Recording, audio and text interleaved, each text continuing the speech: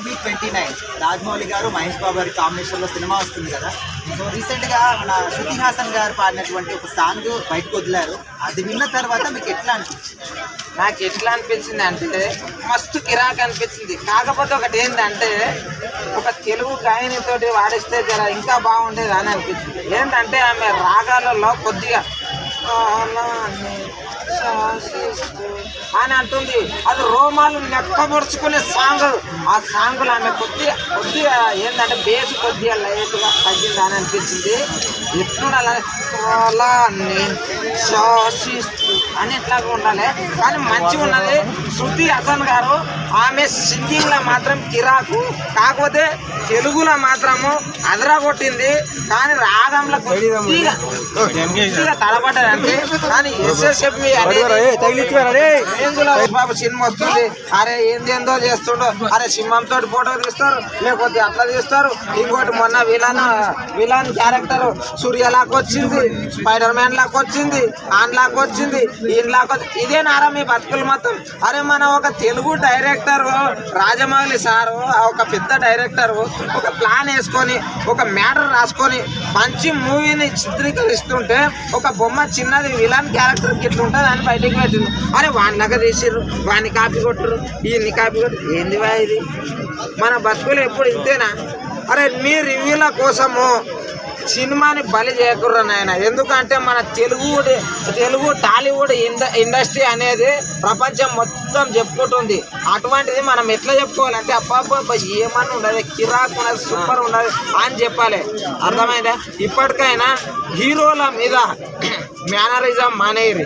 మీకు భక్తి ఉంటే ఇట్లా పెట్టుకొని పూజలు చేయరు, కానీ ఒకరి మీద బురద అల్లకుర్రి. ఒక గ్రూప్ ఉండదు, ఆ గ్రూప్ నా కొడుకులాగే చెప్తున్నా. అరే సినిమాకి ఏ పేరు అయితే సెట్ అవుతుంది అనుకుంటున్నారు? రుద్ర లేకపోతే వారణాసి? ఇప్పుడు ఆ సినిమా స్టోరీ ఎట్లుండదు తెలియదు. స్టోరీని బట్టి మనం చెప్పడానికి వస్తుందండి. కాకపోతే ఒకటి ఏమిటంటే మెయిన్ పాయింట్ ఆయన తీసే మూవీ కొద్దిగా స్టోరీ కాదు, ఏది లీకేజ్ లేదు, ఖాళీ ఫోటోలు ఒకటి లీకేజ్ అవుతున్నాయి అంతే తప్ప ఆ స్టోరీ ఎట్లుంటుందో తెలియదు. దాన్ని బట్టి మంచి టైటిల్ వాళ్ళే ప్రకటిస్తారు. అటువంటి టైటిల్ కోసం వెయిటింగ్ చేయండి.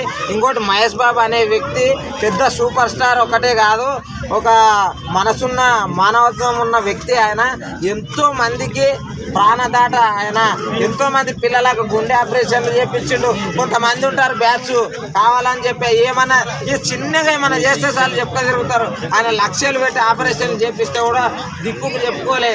అలాంటి వ్యక్తికి మనము మచ్చ రావద్దు. కొంతమంది కాంట్రవర్సీలు కూడా చేస్తున్నారు, వాళ్ళకి చెప్తున్నా.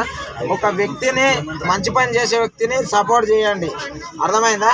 జై హింద్. సినిమా 120 దేశాల్లో రిలీజ్ అవుతుంది అని చెప్పారు. సో ఖచ్చితంగా ఇప్పటి వరకు ఏ రికార్డ్స్ లేని రికార్డ్ సృష్టిస్తుంది. మరి ఈ సినిమాని బద్దలు కొట్టే రికార్డ్ ఏ హీరో సృష్టిస్తుంది? నేను యాజ్ ఏ ప్రభాస్ ఫ్యాన్ గా చెప్తున్నా, ఈ సినిమా ఇంకా ఎక్కువ థియేటర్లలో ఇది ఏమంటారు రిలీజ్ అయ్యి ఇంకా పెద్ద రికార్డులు. ఇప్పుడు పుష్ప రికార్డు ఉంది, ఇది బద్దలు కొట్టాలి. ఇంకొకటి మన బాహుబలి రికార్డు ఉంది, అది బద్దలు కొట్టాలి. ఇంకోటి దంగల్ రికార్డు ఉంది, అది బద్దలు కొట్టాలి. అప్పుడే కదా సినిమాలకు ఇంకింత వాల్యూ పెరుగుతుంది. ఇంకొకటి మార్కెటింగ్ వస్తుంది. ఇంకొకటి ఏంటంటే అరే ఆ రికార్డు కొట్టే ఈ రికార్డు కొట్టే అని కొట్లాటలు కాదు. ఒక్కొక్కరు రికార్డు కొట్టుకుంటూ పోతేనే ఒక్కొక్కరికి హోప్ అనేది వస్తుంది.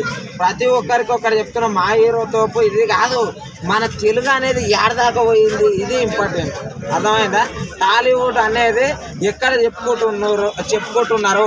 ఒకప్పుడు చిరంజీవి సార్ కూడా స్టేజ్ మీద ఏడ్చిండు. ఏమని తెలుసా? మన బతుకులు గిన్నె పడ్డాయి, ఆడికి ఓకొచ్చినాయి, ఆడికి వనికే మనం చూద్దాం, మనమే ఇక్కడ దస్తున్నాం, మనం గుట్క రావద్దు, ఏడుకో పోవాలి అన్నాడు. ఇప్పుడు అటువంటిదే రాజమౌళి తీసుకొని పోయి ఎన్నో పెట్టిండు.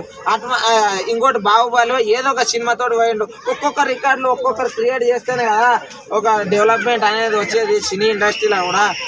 కానీ పోటీలు పడకూడదు.